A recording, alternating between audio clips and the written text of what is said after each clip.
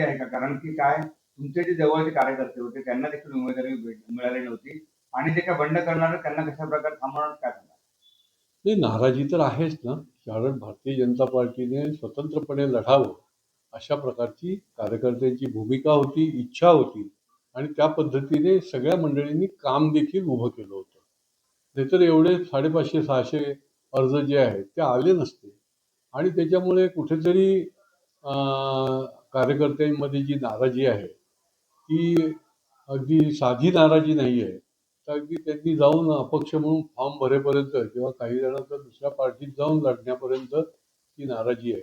पण शेवटी असं आहे की जरी आम्हाला आवश्यक त्या जागा युतीमध्ये देखील मिळाल्या नाही, जिथे आम्ही विधानसभांमध्ये स्कोर केला, तरी देखील त्या ठिकाणी आम्हाला जी मागणी केलेली होती त्याच्याप्रमाणे कुठलंही काही त्यांनी मान्य केलेलं नाही आणि त्यामुळे व्यापक हिताकरता आम्ही हे स्वीकारलेलं आहे पक्षाच्या आदेशाप्रमाणे.